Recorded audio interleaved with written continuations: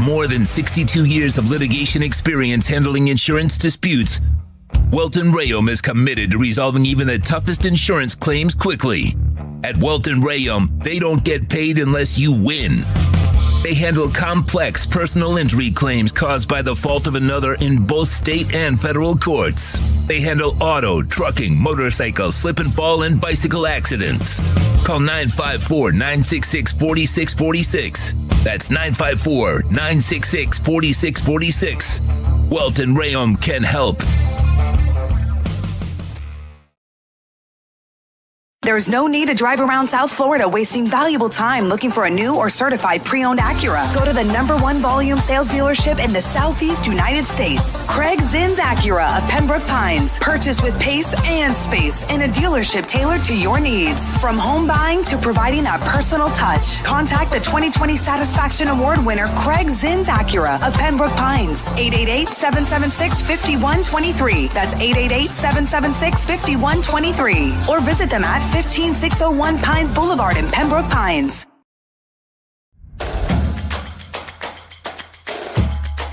Welcome to Caneswear. New store, new items, same great experience. Family owned and operated since 2010, Caneswear has the latest merchandise from the Miami Hurricanes, Miami Dolphins, Florida Panthers, Inter Miami CF, and more. Come visit us at our store in Davie on University Drive, just south of 595, or online at caneswear.com. Caneswear, the spot Miami fans shop.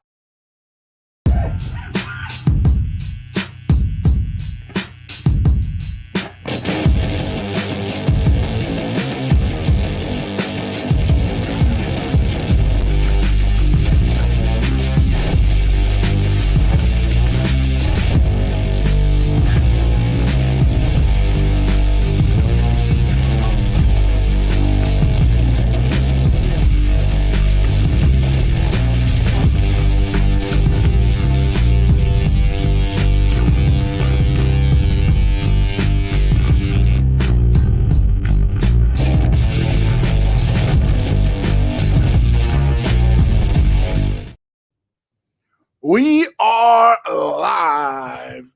I am here in the beautiful Miami Garden studio, and Frankie Frezko's in P-Town. It's cold over on the Panhandle. P-Town. I don't even know what they call it. Is it P-Cola? P-Town? I don't know. If they have a nickname for Pensacola, I sure definitely don't know about it.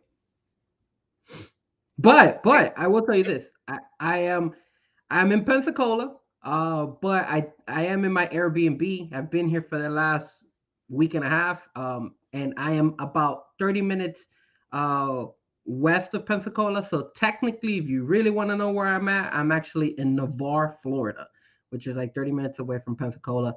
My sister lives in Pensacola, and Navarre is 30 minutes away. So I was like, hey, Navarre is nice. It looks like there's water all around my Airbnb. So I was like, why not? Let me go and chill at the Airbnb. So the first couple of days I was with my sister, and then we came to the Airbnb, and now I'm here. I made it. Sorry for not being in the show the last couple we haven't been doing the show. The holidays are tough for everybody, man, to try to get together, especially on a schedule when you have two of us trying to get together on a schedule, because my holidays are a little bit rough as well. But here we are.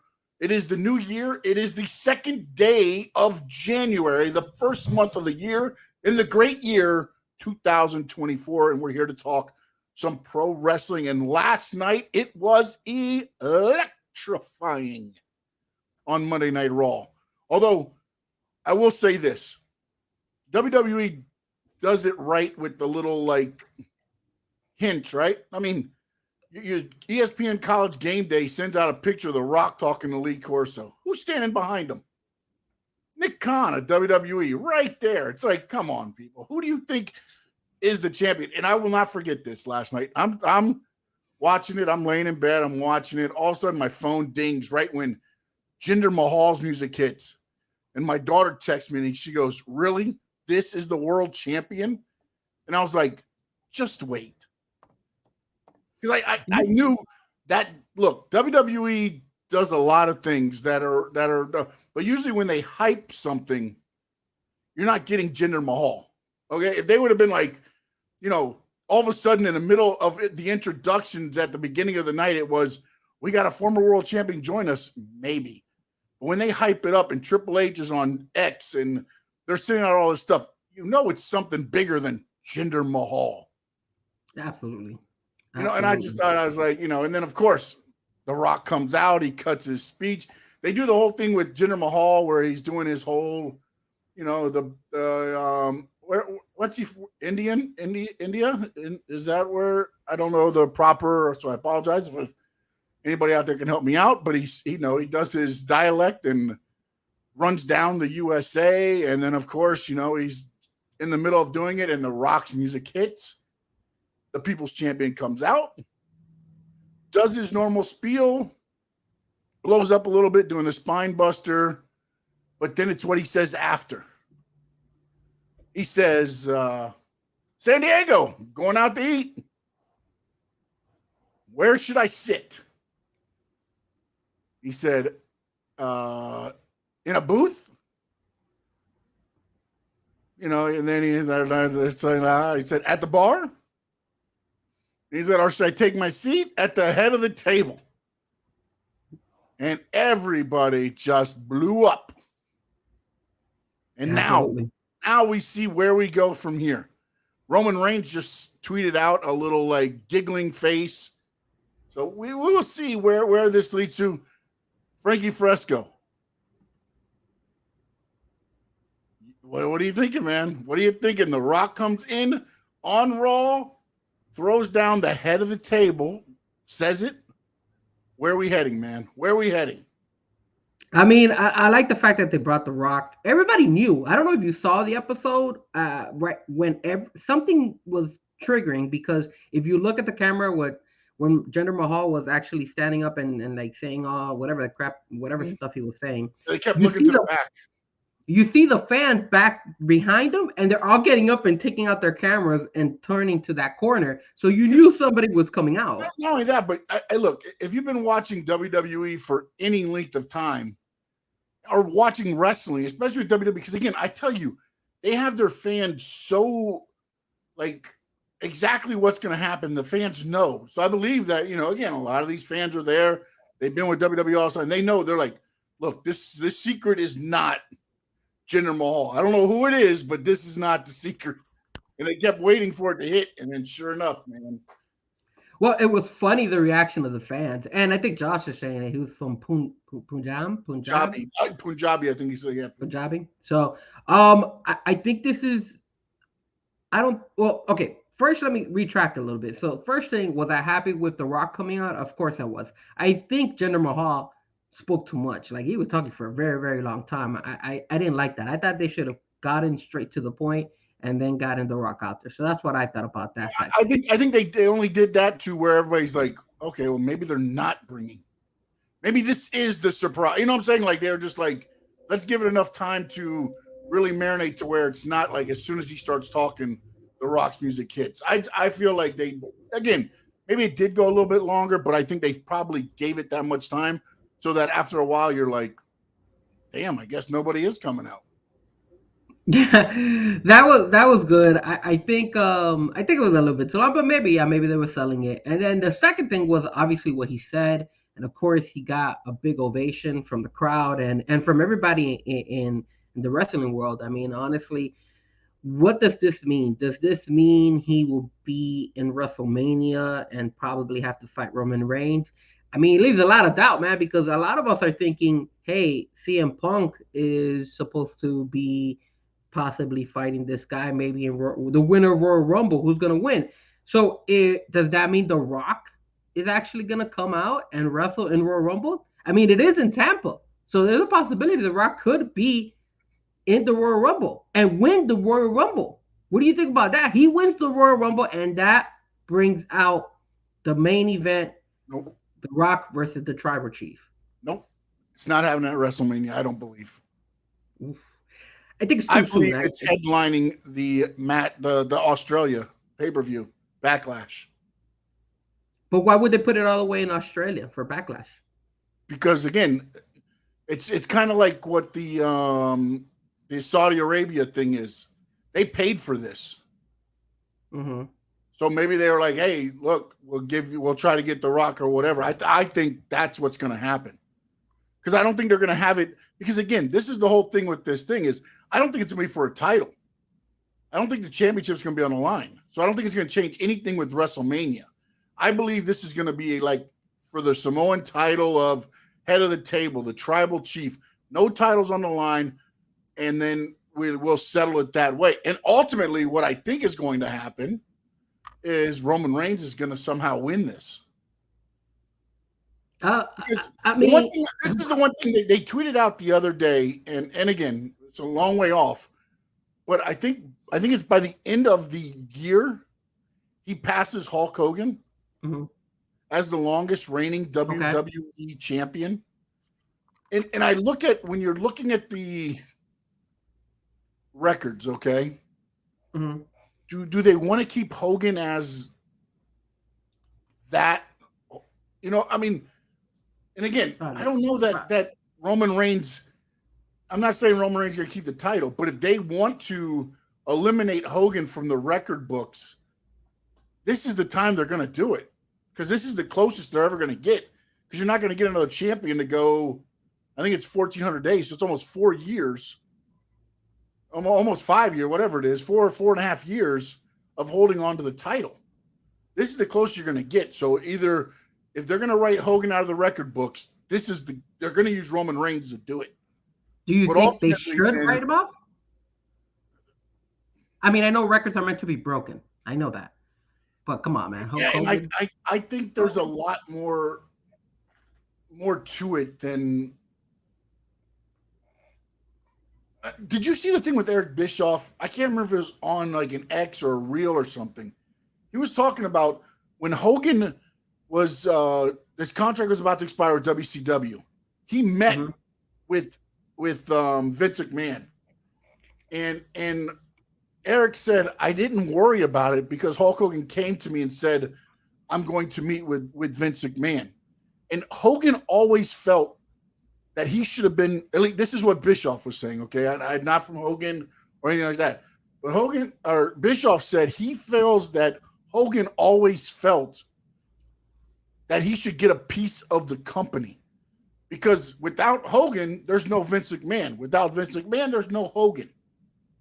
So he was always under the impression that he felt he should get some stake in the company. That never happened. Which is why, Vince McMahon was never going to do that. Mm-hmm. And I wonder sometimes if this is just another way of saying, let's just get rid of Hogan's name altogether in the company. I would agree with you if Vince was still running the show, but the same Vince is WWE. I agree 100%, but it's still the family. And I get Triple H is not in there and everything else, but I almost feel like they're going to somehow run this to where it's not for the title, whether it be at Backlash or I think it's Elimination Chamber is the one in Australia, and then WrestleMania. I don't think that the titles are going to be on the line.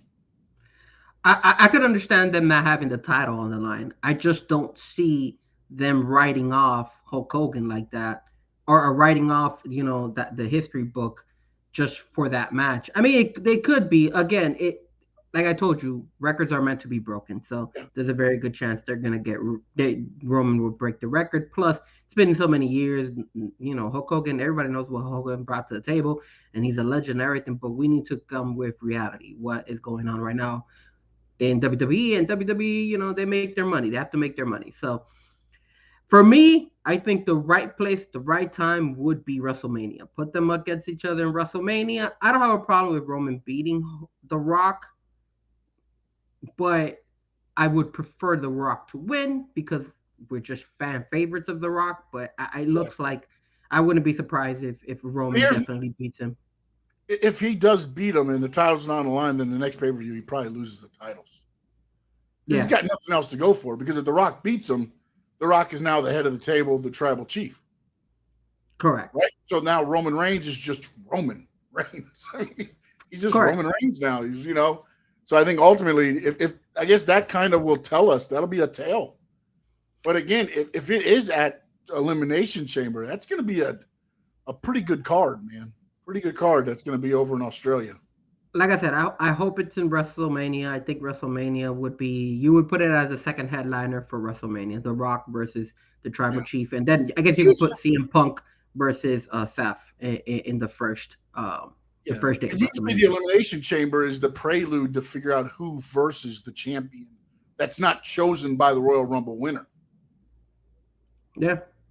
You know what I'm saying? So ultimately, you have Rock versus Roman, and then the person that'll face Roman would be probably in the Elimination Chamber match before that match, gets underway. So Roman would probably know his opponent for WrestleMania before, if again, all hypotheticals and all that stuff, if it does not, sorry, I just saw what Chad put. We're going to get into the free agent stuff in a minute. Again, the show's going to be kind of quick. I've got Frankie taking time out of his time with his family, so we're probably not even going to go an hour. We keep it down a little bit. We already on the backside before we came live. We already shook hands, called truce. We're not going to go in on each other here today because we need to get this in and out. No top 5 today. That'll be back next week, and we got the tournament that will be starting. We've got it. The field's narrowed down, so that will get back underway. I will say, before you continue, I will say I'm just happy that The Rock does come back and wrestle. Even if it's a one-time thing, it's excited to see him back. Yeah, and again, I don't know if it's going to be Backlash. I don't know if they're going to – Elimination Chamber, Royal Rumble. I mean, it's a possibility. Do they try to sneak it in as Royal Rumble? But I think it's just too quick. That's too quick of a buildup. That's what the end of this month, right? So it'd get like 20-something days of buildup. So you have 3 weeks to build it up. I mean, it kind of doesn't really need a lot of buildup because it's been building for a couple of years now. Everybody's been waiting to see it. So let me ask you this. What about if they do CM Punk wins the Royal Rumble, CM Punk goes against Roman, fights Roman, beats Roman, takes away the title, and now Roman versus The Rock would not, can still headline something? Because if you have Roman beat if we're gonna put The Rock facing against Roman eventually at Elimination Chamber or any of these events that are gonna be outside the United States, then what's the point of having the winner of the Royal Rumble challenge Roman Reigns in WrestleMania if we already know the outcome if Roman Reigns is gonna beat him? You feel me? So that's the only thing that would hurt if, for example, but I think that's why, like what you said though, I think CM Punk or Cody wins and challenges Seth. I think the Raw side wins the Royal Rumble and challenges Seth. That way you still got whatever you want to do with the SmackDown side. You can play with it. So then Roman wouldn't headline WrestleMania? Well, they say they main event, but I mean, they don't really. The only one that's really honestly main evented was Cody. Yeah, but you can't have the heavyweight champion belt not be, showcased and contested in a WrestleMania. You have to have it. WrestleMania. You got the night 1 and night 2. That's what I'm saying is that's why I don't think that Rock would fight Roman at WrestleMania, because I don't think The Rock wins the titles. Do you put the titles back on The Rock? Does The Rock, everything you've built up for Roman Reigns, The Rock comes in one time, beats him for the head of the table, tribal chief, and ends a 4-year reign of Roman Reigns, all to The Rock, which technically part-timer, to what then? Give the belt to the next person? I just don't see The Rock beating Roman Reigns. I honestly feel the Roman Reigns is going to win no matter what. I think it's rushed. I mean, what would make sense to me would be The Rock enters the Royal Rumble, wins the Royal Rumble, and challenges Roman Reigns at WrestleMania. That would be a thing. And he loses to Roman in WrestleMania, and then he's able to break that record. So he's still, the head man. And he's kind of like the passing the torch because, again, at the end of the day, yes, The Rock should be head of the table, but he's not committed to wrestling, even though Roman Reigns doesn't wrestle as much, but he's still in it. He's the invested guy. You're passing the bucket over to him. You're passing the torch over to Roman Reigns. And that's exactly what. That's why I don't think The Rock would win at all. I think The Rock would lose, and then Roman would just run with it, and then somebody else would eventually. This is like a one-time thing just to get more hype for that WrestleMania. Yeah, that's why I feel like they do it at the Elimination. I keep wanting to say Backlash at Elimination Chamber, because then you're not. I don't want to say wasting a match at WrestleMania, but you're building up the PLE. Did you just spill all that? No, I dropped my cap. We're gonna. But No, I drink it right there, but yeah, no. If it's more just to give Roman even more power heading to WrestleMania, I don't know that because. And again, I don't want to say waste a match because it's The Rock versus Roman Reigns, which is a match everybody's been looking forward to. But I think you kind of know that this is a passing of the torch, because as No Doubt says, I take The Rock at his word. He said in September he'd come back, but only for something truly special, unless it sets up WrestleMania. I don't see him coming back before then. Possibly. But again, he said something special. He didn't say it had to be a WrestleMania, something special. This is the first PLE that's being done overseas, besides Saudi Arabia, which were paid for. This is something that they're doing with, instead of just having the big four now, they're going to do some of these smaller ones, the Elimination Chamber. You saw it with Backlash, right, when they did the Puerto Rico. Now you're going to see this one in Australia. They're trying to make these also now premium live events. Yeah, they're making it kind of like for The Rock to headline that, the first premium live event outside of the United States. Oh, that's a good point. That's a very good point. Yeah, The Rock would be headlining something outside the States. Yeah, that is. And that's a treat for those fans over there in that country. So that makes sense. It does make sense. How many Polynesians go to Australia? I'll check with the Polynesian Tourism Society. I'll have to find out. Tua talks tomorrow. I'll ask Tua. Or what about this? What about The Rock loses at WrestleMania and then you have the rematch in Australia? That would be cool. Australia's before. Oh, Australia's before. Oh yeah. So Backlash is before. Mm-hmm. Yeah. So maybe they do the event there and then they have the rematch in WrestleMania. That would be pretty cool. Oh wait, No Doubt saying it's way closer. Just saying. Oh, okay. I wasn't even trying to be funny. I don't even know how many. I don't even know where that would be. Maybe it's big. I don't know. Again, you have that over there. And then if all of the Polynesians do travel, maybe they're trying to get that, spark that up a little bit. I don't know. I think, again, that becomes something special. Rock's already main evented WrestleMania with Stone Cold. Rock's main evented WrestleManias before. That's not special. And I get it. This is with a family member, and this would be the head of the table and all that. But I almost feel like this is going to be, you're going to see, I believe, some point in this as they get this going. And again, that's if this, again, that could have been a one-off last night and nothing else happens after that. I don't know. Things change so quickly. But I think you start seeing Rikishi. I think you start seeing more of the bloodline stuff happening leading up to it. I don't think so. I don't think we're ever gonna see Rikishi on there. I think, which would make sense, is what we think here. He was at LA show. He was at the LA show. He hugged CM Punk and said, "Welcome home, buddy." I did see that. I did see that.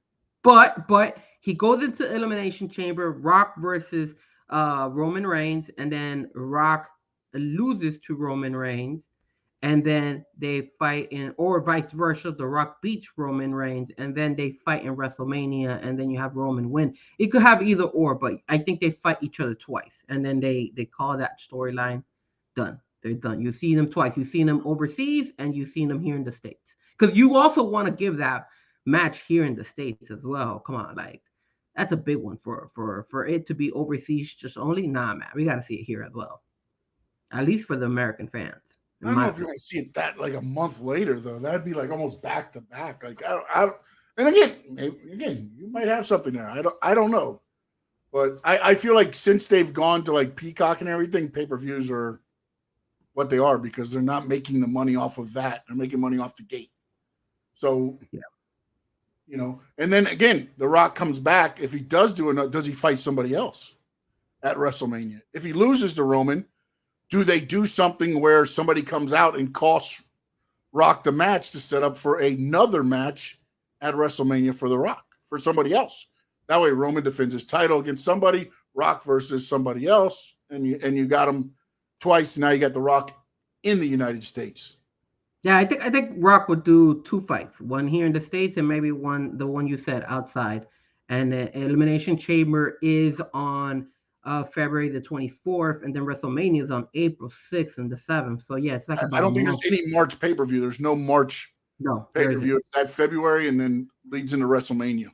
Yeah, because I have it pulled up here. Royal Rumble the 27th, NXT Vengeance Day is February the 4th, Elimination Chamber the 24th, and then they do the Hall of Fame the night before WrestleMania, so April the 5th. It's not bad. I like it. Another thing that's happened on Raw, no CM Punk this week again. He was at the live shows. No CM Punk again. And I think this is being done properly by WWE because I think you're going to get an overabundance of CM Punk leading up to Royal Rumble and then leading into WrestleMania. So right now they're like, let's just keep him down right now, bring him out when we have to, because then we're going to John Cena him down everybody's throat. Yeah, no, I also saw that he beat Dominic Mysterio, so everybody beats him over and over. Yeah, it's kind of disappointing that Dominic keeps getting beat up by CM Punk. But if there's one person that I don't mind, said it on Raw the last night. You know, he's like, or Miz, one of them. Like, Dom, you keep losing to CM Punk on this holiday tour. But you know what is funny? I love the R-Truth thing with the Judgment Day. Man, they're nailing it. Where he's so good. They make that.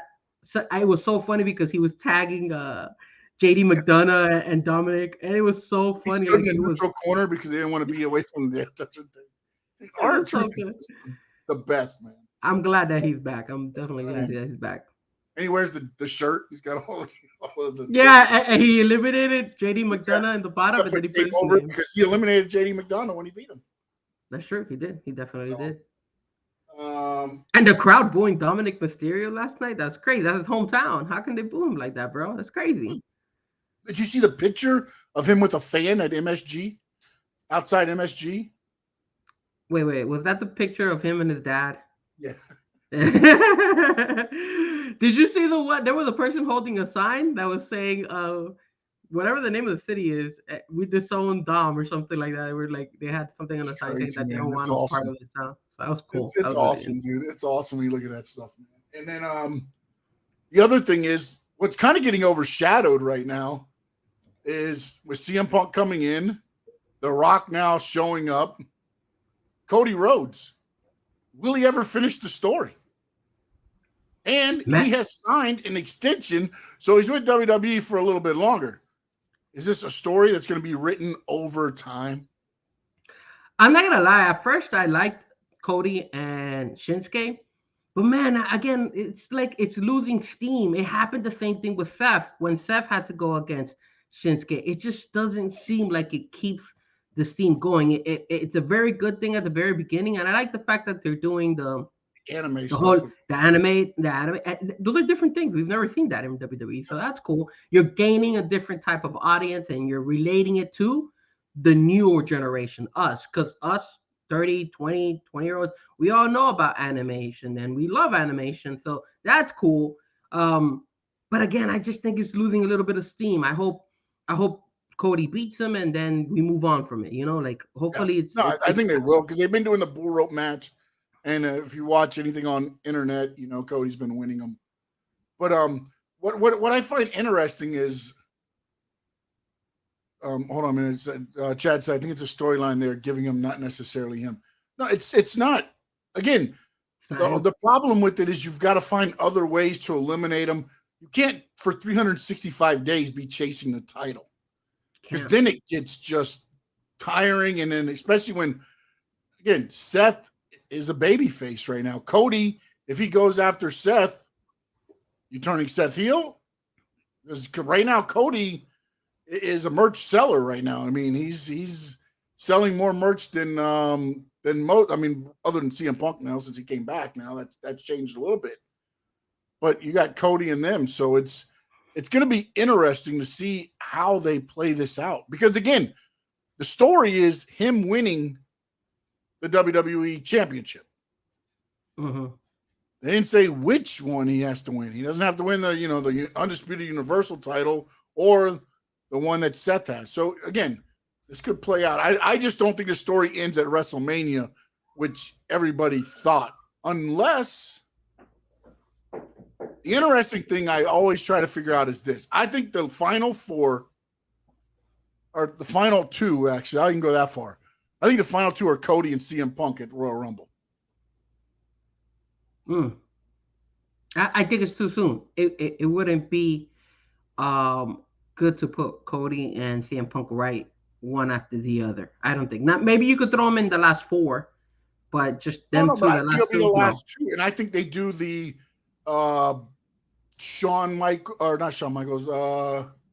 Batista John Cena.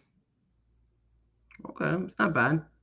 It's not a bad idea. Where they hit at the same time, and then imagine this now. Now you have night one and night two. What if Seth has to defend the title twice? That would be fun. That would be interesting. And remember, Damian Priest, I think. Remember when that happened there? No, that was actually it was Bret Hart and Lex Luger.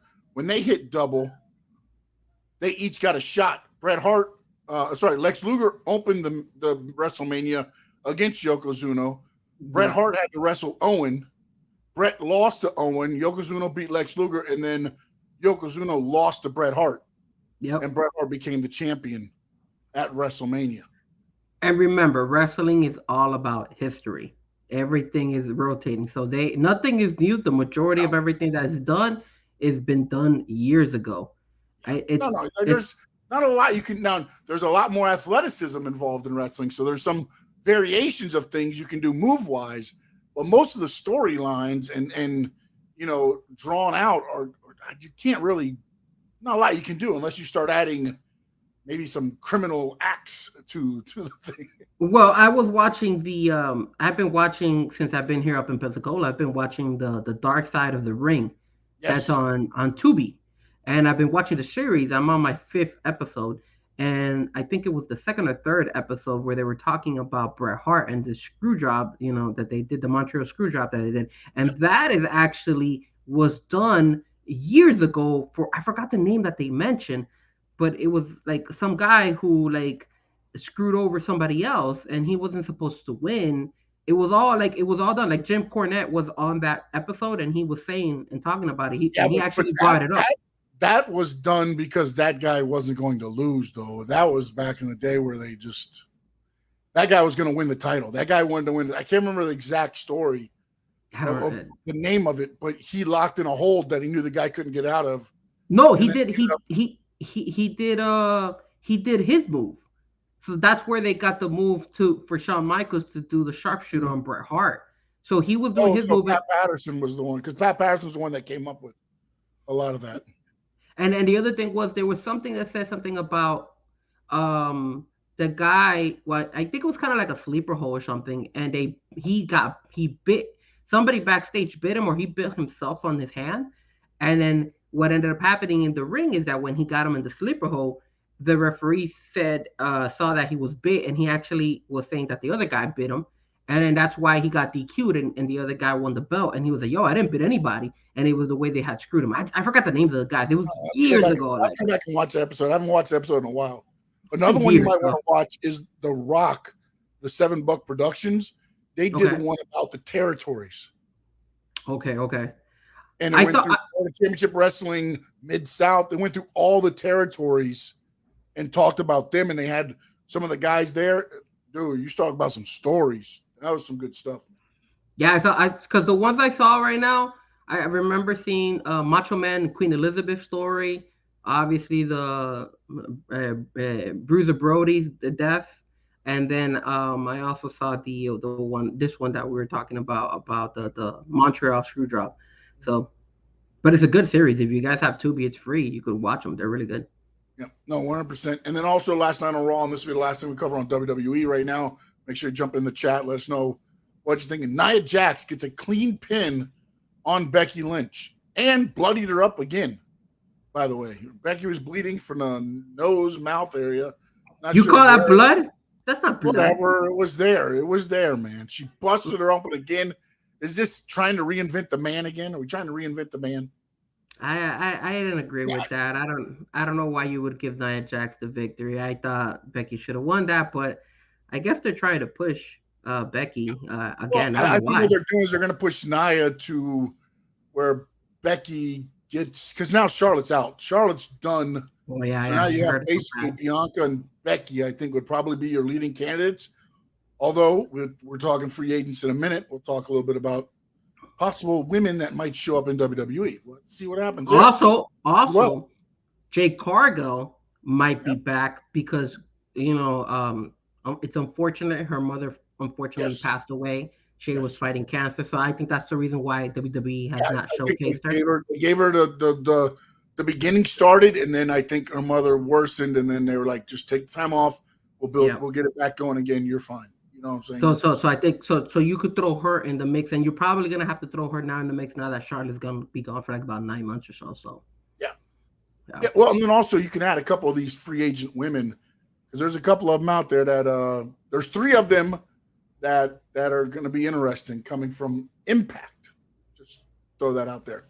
All right, let's talk a little bit about AEW real quick. World's End. Did you watch the pay-per-view at all? I wasn't able to catch it. I saw highlights of the pay-per-view. So all right, I know this is what I'm going to say about it. I thought the pay-per-view sucked, except for the last 3 saved it. The last 3 matches saved the pay-per-view. I felt like it was a glorified AEW Dynamite. Wow. It felt like they just threw matches in to fill time. And actually, I take that back because Julia Hart's match was pretty good. And I didn't watch the other one. I didn't watch the full Toni Storm one. So, I'll reserve judgment on that one. But this is the thing. So you throw together an 8-man tag called the All-Stars of the Continental Classic to open the match. The match was very good, but it wasn't needed. You had 9 matches on this card. That match was not needed. Just so you throw 8 guys out there to wrestle. And what? And you put Daniel Garcia over at the end of it all for what? What? Daniel Garcia beats he pinned I think it was Lethal. It's like, okay, whatever. It was odd because you already had an 8-man match on there already. It's like, hey, let's get everybody on the card. No. Keith Lee gets injured. Oh, that's another match that was pretty good. Swerve and Dustin, for what it was pretty damn good, man. Swerve is going to get a push. And congratulations to him, by the way. WrestleNomics said he was the #1 merchandise seller in AEW this month. Yep. So congratulations to Swerve there. I think he's coming along good. Look, man, they need to start giving him some push. But I also worry that they're going to mess it up, man. I hope they allow him to kind of control or whoever's doing him now, keep those same people working with them. So don't get it all destroyed. What else? How was that Miro versus Andrade fight? Was that a good fight? Was okay. I mean, again, the problem is all the matches felt AEW Dynamite-ish, if that makes sense. It just felt like there wasn't that pay-per-view feel until the last 3 matches. Even the Julia Hart, other than the entrance, it didn't have that feel of like a pay-per-view. It felt like a Dynamite. Did CJ come out with Andrade? Yes, she did. CJ came out. She was wearing a glove like over her finger in a long sleeve thing, and then she turned on Andrade. She cost Andrade the match, which, again, if anybody knows anything about what's going on and you knew the news about Andrade, you knew that was – I thought Andrade honestly was going to get squashed. It was more of a back and forth than I thought. There was a couple times where I was like, damn, they're going to give Andrade the win. Because it was like he's hitting finishers and Miro's barely getting a shoulder up. And it's like, damn. Okay. All right. We'll see how this goes. And then the last 3, of course, were your Eddie Kingston against Mox, which, again, for what it was, it was good. Again, they just beat the crap out of each other. But why would you do a tournament and then give it back to damn Eddie Kingston like that? I knew he wasn't going to lose it because he was scheduled to defend it in Japan at the end of this month. There's no way you're gonna take it off of him. Come on, man. AEW dropping the ball again. I mean, you get a good match, but that makes no sense why they did that tournament in the first place. They just did that basically to build up Eddie Kingston even more. Which I don't know that you had to do that. I think Eddie's doing fine on his own. But hey, yeah. However you want to look at it, I thought that match was good. Edge Christian did Edge and Christian. Fantastic match. The finish, little crazy to me that you give Edge the win, and then Kill Switch won the Battle Royal to come in any belt anytime. So he stands behind Edge to turn it in. Christian comes over to him, whispers something in his ear. He hands it to Christian after Kill Switch takes out Edge, and then Christian gets the pin. And Christian's the TNT champion again. Yeah. I noticed that Copeland was wearing the same gear that he wore during the hardcore match against Mick Foley a while back. I don't know if you noticed that. They did the table spot, and the first time, I guess they didn't put enough lighter fluid, and the table went out before they could get to the spot. Oh, he missed them completely when he threw him. Oh no, that was the second time. Also, they had two botches. They had to set the fire twice. Oh my god! I saw the one where he missed the table. He missed the table, just tipped over on top of him, like he hit the very back of it. So that's ridiculous. That took away a little bit from it, but overall, I thought again those three, and then of course MJF against Samoa Joe. Samoa Joe wins it. I like the way they did the whole thing. I knew once Adam Cole's music hit before they even started, and he comes out, I'm like, okay. But I did AEW kudos on this. They didn't have anything happen during. Well, I guess technically they did, because MJF, the referee, goes down. And sorry if I'm spoiling for anybody, but I apologize. If you haven't watched it yet, you probably weren't going to watch it anyways. He goes to get the ring from Adam Cole, and Adam Cole digs in his pocket, and he's like, "Oh, it's not there." He's like, "Nope." He's fiddling around, and then he finally finds it. And then so MJF stands up, puts the ring on, and that's where Samoa Joe locks in the choke. Mm-hmm. It chokes him out before he can, do anything. And then the pin happens, of course. Samoa Joe leaves quickly, so I'm like, okay, let's see how this works. He did a quick celebration, and he left, and then Adam Cole gets in the ring and is like giving MJF the speech, like, "Hey, you did your best, man. You were injured, you're hurt." Da da da da da. All of a sudden, the Devil's men, jump over the guardrails, kind of surround the ring. They get in the ring. Two of them jump on MJF. They beat him down. They're holding him. Another one's holding Cole because Cole's got the injured ankle. And then the one's got the chair, and they're like threatening MJF to hit him with the chair. Then they stop and they look at Cole, and then they're going to hit Cole with the chair. And he picks up the chair to swing it. The lights go dark. It comes back on, and it's Adam Cole with the hair hanging down, and the Devil's men behind him, and he's sitting in the chair, looking at MJF.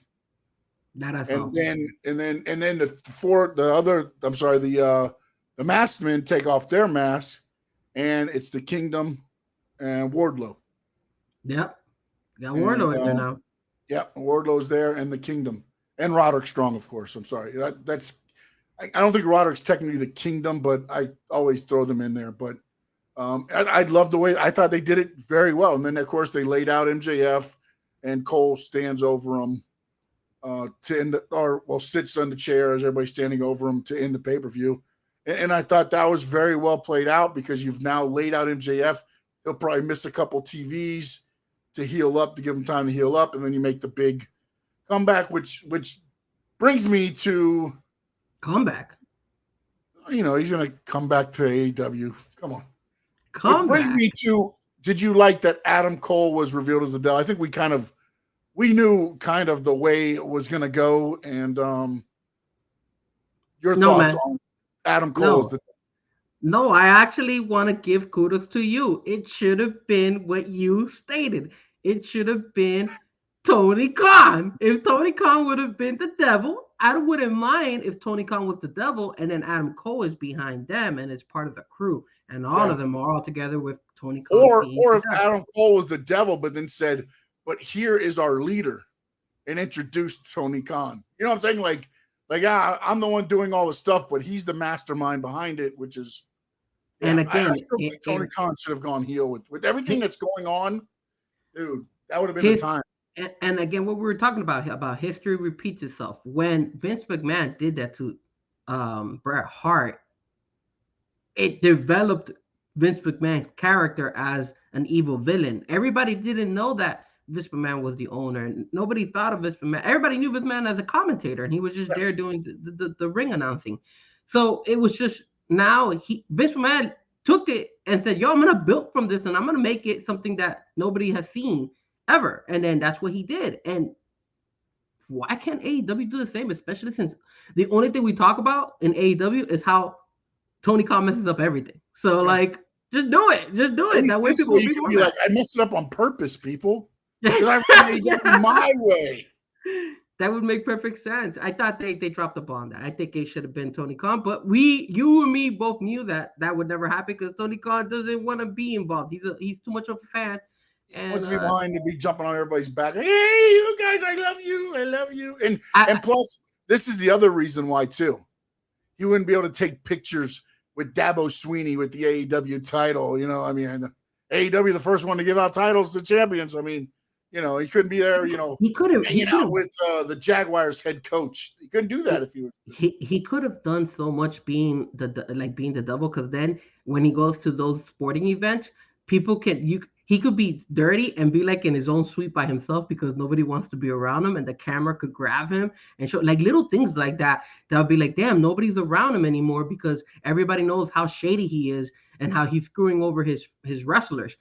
You could have ran with this so much. They just, maybe they start throwing little things out. Maybe, you know, I don't know. At least it wasn't Jack Perry. Thank God it wasn't Jack Perry. That would have been devastating. I knew it was never going to be Jack Perry. There's no way. No way it's going to be Jack Perry. If they did it was Jack Perry, you know what would have happened to AEW? Woo. So they would have looked at him and been like, really? Really? You picked that guy over that guy? Wow. I can tell you now. MJF would be like, give me that extension. Let me tear it up. Yeah, all right, let's talk free agents. We're about ready to run out of time here. So here's we're going to go over the ones that have kind of been rumored and kind of solid a little bit. Andrade finished up with AEW at World's End. He's heading back to WWE. Trinity is that 100%? That is 100% confirmed. Everything I have was told that he's probably going to be at SmackDown, if not NXT tonight, by the way, just so you know. Dragon Lee unable to make it due to visa concerns. The great Carlito steps in on NXT. Now, let me ask you something. Can I show you this up that you just brought up there? Yeah, I just want to show you guys that we know for a fact that he is leaving. There's that's his letter. Yeah, he was saying thank you to the fans. He actually said thank you to Tony Khan. And yeah, because again, here's the other thing too is Tony Khan and them ate some of his contract. I believe that's why he said thank you to them. But look what he writes on the bottom. His contract ran till April. Okay, but look what he writes on the bottom. It said, I would have loved to face Mox, Paige, Hobbs, Ricky, Dante, Cage, Dustin. Thank you, AEW. So he leaves. He is basically telling everybody, yo, you know, I left, but like I wish I would have done more. Why? Like why did they leave him? Why leave so soon and not be able? Was it that AEW didn't want to extend his contract, or what happened here? Well, I just don't think he was happy with the way it was going, man. I mean, look at the storylines he's got. He was doing great in Collision. I thought he was doing great on the thing. I don't know why they put him with CJ Perry. Like that made no sense to me. I didn't mind them putting CJ Perry because I eventually wanted to see the fight against Miro. CJ Perry needs to be up and comers as their clients. You've got all those young guys on AEW. You don't put Andrade with CJ Perry when you know she's married. Like that don't make sense. It don't make sense, man. I get it, client, however you want to look at it. But that should be like young guys that are trying to come up in the business managed by her and using that. Andrade doesn't need that. If Andrade should have been with Roosh and those guys there. They should have reformed. I forgot the name of it. Ignorable. I can't pronounce it. IGN. La Faction? Yeah. Well, La Faction, but it was they got the one in Japan and they had one in AAA. It's like Los Ignolables or something like that. And they should have done that, man. I just think he got to the point to where he's like, if you're not going to do nothing with me, I'll just go back over there and make more money and work. Yeah, I mean, too, and we'll discuss another person here is I don't know if he's going to be able to, and this is where I have an issue when they said he's guaranteed to show up at WWE. Oh, hold on. The name of the faction is called Los Ingobernables. There you go. What you just said. Okay. I am not going to try to say that again. Okay. But Andrade want to do more. You know, he's gotten a lot of the AAA stuff, I think, out of his system now, and he's still doing some more, and he'll probably finish up there because, and we'll discuss it here in a minute. Is the third person on my list here? I think the reason they're not going back to WWE is for that reason. Two reasons, actually. And we'll discuss that in a minute. But I do know that Trinity Fatu is finishing up at Impact. And unless there is a colossal fallout, Naomi will be back to WWE. There's two other women. One, I think, might go back to WWE because she's been there many times before. Mickie James, Nick Aldis's wife. I believe you might see her at the Royal Rumble again because there's talk of her coming back there. And then the other one is Deonna Purrazzo. That's another one that's finished up with Impact and has not decided yet where she wants to go. She's either going to go back to Impact or she will sign a contract with WWE. She was with WWE before with Vince McMahon. She wasn't happy with her direction. I don't know if they changed that with Triple H and everybody else there now. So we'll have to see what there. And the last one I have is Mercedes Moné, who, again, last week it was WWE's got her, locked her in, she's good. This week it's nope, she's going to go to AEW. And I believe where the difference is, she wants CM Punk type money. WWE's not going to give a woman wrestler CM Punk money. I'm sorry to say it. I know it's going to sound, however, bad or whatever, but CM Punk, like him or hate him, one, draws buzz on social media and everything else, and two, puts asses in the seats. Mercedes Moné, she headlined that Stardom card. They drew 2,500. That's kind of a letdown. So again, pay that type of money. And again, I'm going through the stories I've heard. None of this is concrete. Going through everything is she wants big money. And I believe at this time, Tony Khan will pay big money because he needs a win. Mm-hmm. He needs a win. He needs a WWE didn't get him. I did. And that might be Mercedes Moné. Now, there are other guys still out there, and there's a lot. But I don't know that WWE is going to bring. Elias has. I know Elias and Riddle are hitting a lot of GCW, MLW, some of those other ones. He's come back as Elijah. Yeah, I saw that. He did a good video. I thought that was pretty good. Buried Elias and everything else and came back as Elijah. There's a lot of guys. It's going to be interesting to see what happens, man.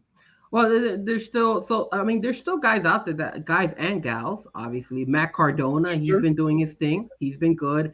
I mean, Mandy Rose is always going to be somebody that we're going to go ahead and possibly always consider her coming back. And then you got the guys that got cut off. you know, like Mustafa Ali, who got released, and Yeah, but I think they're going to end up doing better Impact and things like that. I think Impact's going to get quite a few of the names that WWE released, and I think Nick Nemeth will probably end up with his brother in AEW. I would say that's What about Leo Rush? Because I know his contract went up with New Japan Wrestling up there. Like they weren't able to get to an I agreement. don't know. He was with AEW. He's been with Impact. He was with WWE. Again, Vince McMahon did not like him. Vince McMahon said, "No, you're the mini-me to Bobby Lashley. You're Bobby Lashley's mouthpiece." Leo Rush did not like that. Does Triple H change that? Because again, look, man, for everything that WWE has done to where the big guys aren't, everything anymore, Leo Rush is not a big guy, man. He's not. I mean, he's not even. He's a small stature guy. Dude, he can do stuff that I could only dream of. Yeah. Does WWE change the way to where they bring him back and use him properly? That's my worry, man. It's like, because again, WWE doesn't like all the high flying stuff, because once you leave your feet, anything can happen. And most of the time it's bad. But, so I don't know that they're going, I don't think that he would sign with them. I think he's more Impact, AEW possibly, but he's been there. He's been to all those places. I don't know. What about the recently released Sean Spears? Now, again, that was one that Triple H liked. Yeah. So now does he come back as the perfect 10? Yeah. And again, a lot's going to be told probably at Royal Rumble, right? Royal Rumble, you're going to see a couple of. But when you look at the men's side, I know there was these fake leaked Royal Rumble rosters, and me and Frankie talked about it, or he showed them to me, and we didn't really talk about it. But when you looked at the men's side and the women's side, there's less chances for surprises on the men's side than the women's side. Yeah. You know what I'm saying? Like so I don't know that, again, because when you pull somebody out, which man, on the men's side, who do you eliminate out of, the Royal Rumble? Because somebody was even saying like, oh, you take Kofi out.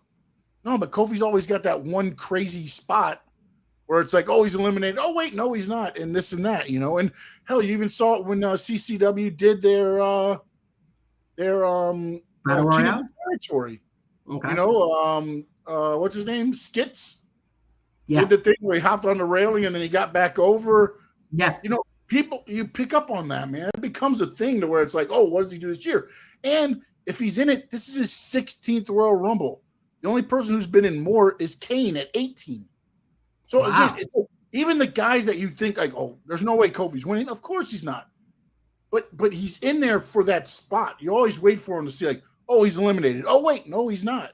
Sure. It's like there's people in there for certain spots that do you take them out to throw somebody else in? It's going to be interesting to see what they do, because as you said, I mean, and again, a lot of these were released before Triple H took over. Does Triple H just be like, hey guys, if you want, come back? And do they believe in WWE enough to go back? That's the thing. And let's get the elephant out of the room. What about our boy MJF? Is he or is he not staying in AEW? They got him. They removed him off the roster, so he's not even listed anymore in the roster. They're saying that that's all a story. It's all a plot. Yeah, I think it's Jey Uso all over again. Remember when Jey Uso got kicked out? Oh, I quit. I'm leaving, and they removed him from the roster page, and he showed up on Raw? Yeah, but you could do that in the WWE world because you have Raw and SmackDown. What are you going to do with MJF? You just bring him over and say, oh, he's back after. Oh, no, he's a free agent. And now all of a sudden when he comes back, there's this big spectacle. You throw a parade. MJF comes in a car. I've re-signed with AEW. No, you were re-signed the whole damn time. I hope MJF leaves. I think this MJF. This is what I will say. If MJF goes to the WWE, Tony Khan should lock the doors of AEW and sell it.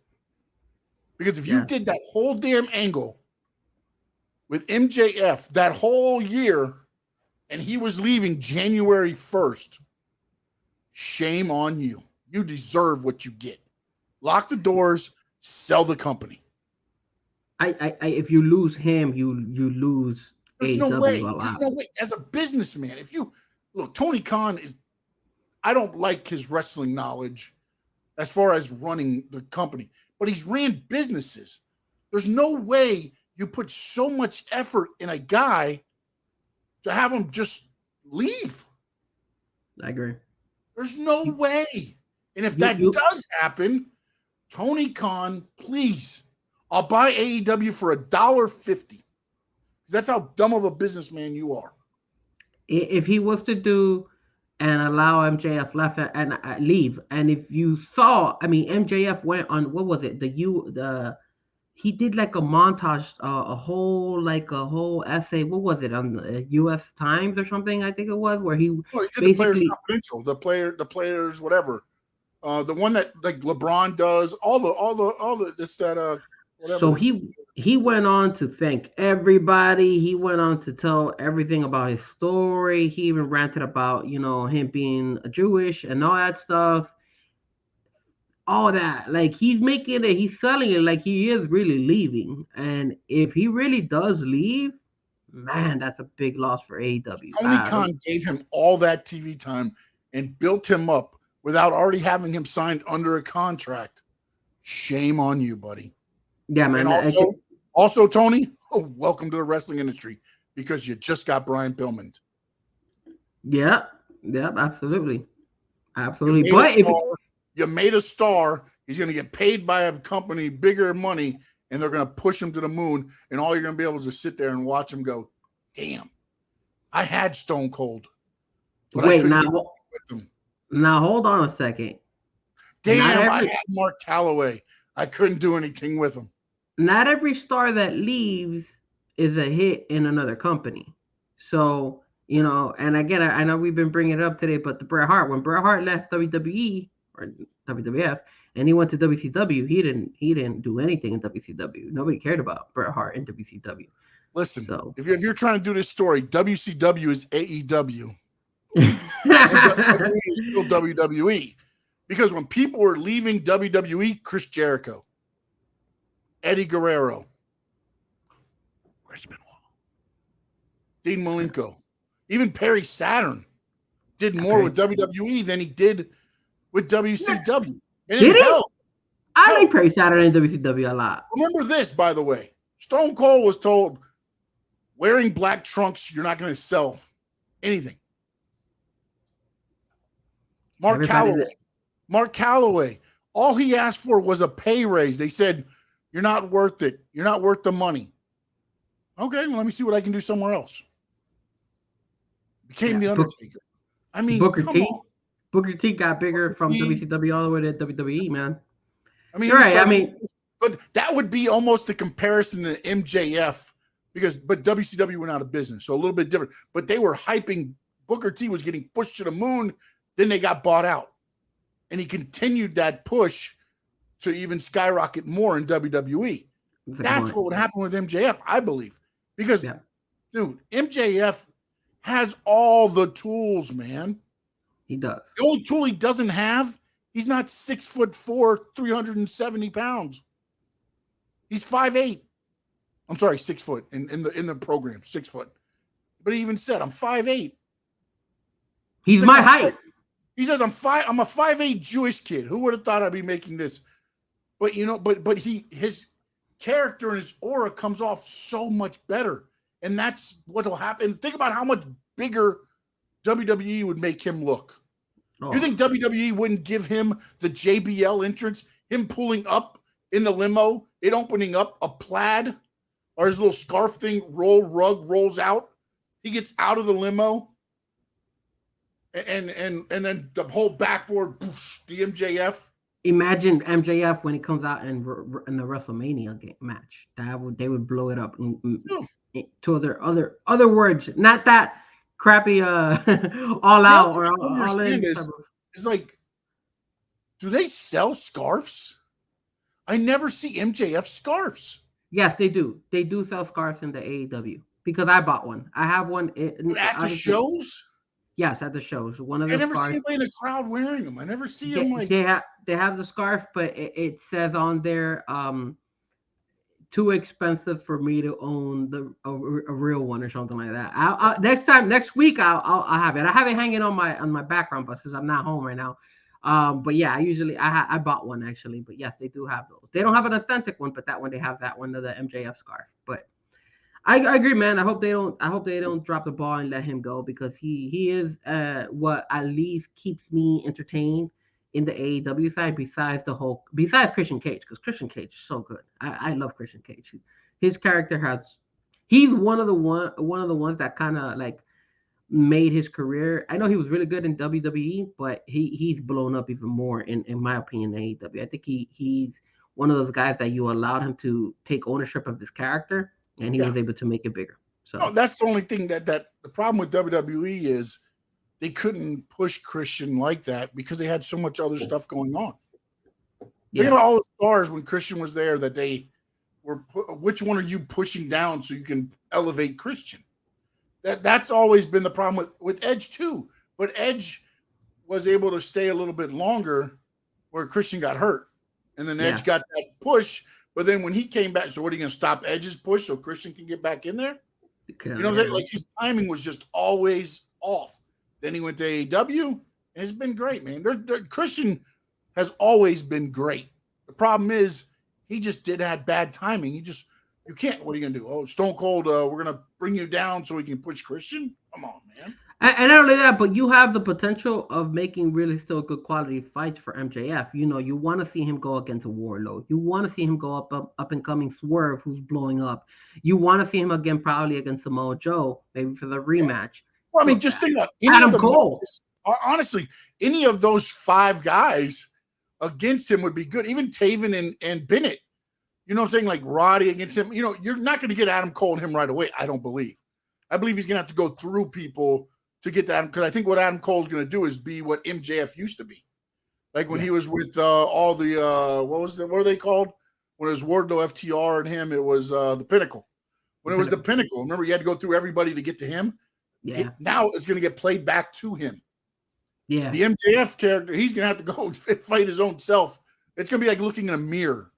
And that's what I'm saying. Like, if they haven't already had this all planned out and MJF's re-signed and on board with this, dude, Tony Khan, come on, man. Because you made him a star.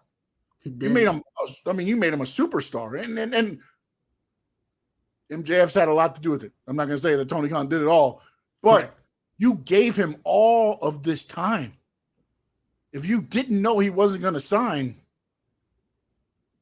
ooh. And remember, and he last backed time on there him. was a contract dispute, what happened? He walked out. Wardlow. He walked out. He walked in, Wardlow powerbombed him 1, 2, 3, rolled right out of the ring and left. Yeah. Because there was a contract dispute. Did that happen this time? No. No, he laid there. He kept the angle going. Yeah. Now, one of 2 things happened. Either it was just to be like, ha, Tony, see, I'm out. And now he's going to get the last laugh. Or, because let me tell you something now. If you did that, WWE is going to eat you alive when they get MJF. Ooh, yeah, absolutely. All right, man. I think I kept you long enough, man. It's all good. It's all good. All right. I want to thank. Say your piece before we go. Well, guys, like I said, I've been out on the road. I'm in P-Town, Pensacola. It's been fun. If you guys follow me at Frezko Music, I've been posting on my storylines. I was in New Orleans for New Year's. I was in San Dustin, and I was in Destin, Florida as well. I've been just, hanging out with the family, hanging out with my sister who actually lives in Pensacola. So, you can follow me at Frezko Music. Like I said, I've been posting stuff on there, on all social media platforms. On a side note, obviously, you guys know that I do have my channel under Frankie Frezko, and that's the podcast with my brother. Let me talk to you. Unfortunately, we were not able to do a show just last week. We ran into some issues. And then this week, unfortunately, we won't be able to do the show because I am driving back down to South Florida. But the show does return next week. So next Wednesday, 8 o'clock, we will be back on for Let Me Talk to You. We have a lot to talk about. The Dolphins.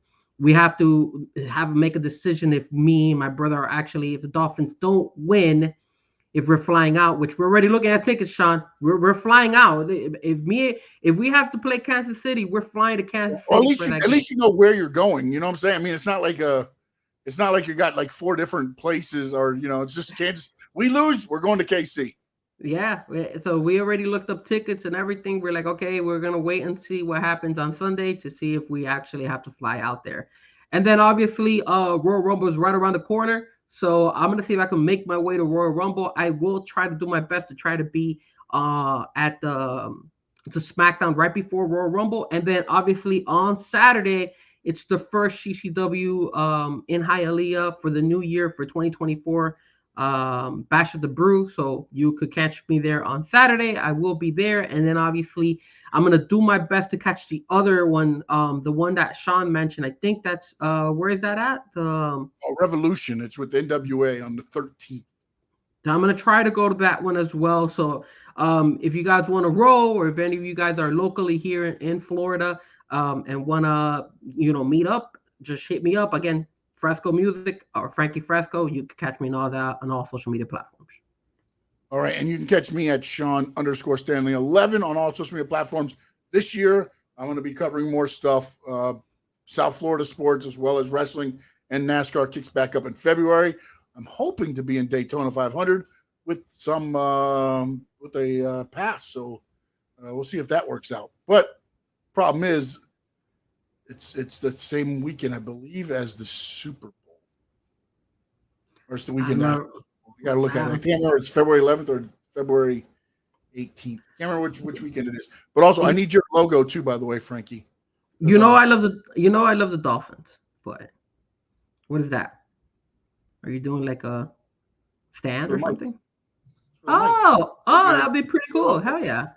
Awesome. Thank you, sir. I appreciate it. A little bit better, man. Try to make it a little bit better. I didn't bring CM Punk with me to Pensacola. Oh, Punk didn't make the trip to Usoville. All right, and then also follow me at Sports Talk with Sean Stanley, and we'll be posting a lot more videos this year. 2024 is the year of myself and of Frankie Frezko, so make sure you follow both of us on our social media platforms all throughout. Chad, we thank you, no doubt. My dad, Josh, we appreciate everybody that jumped in.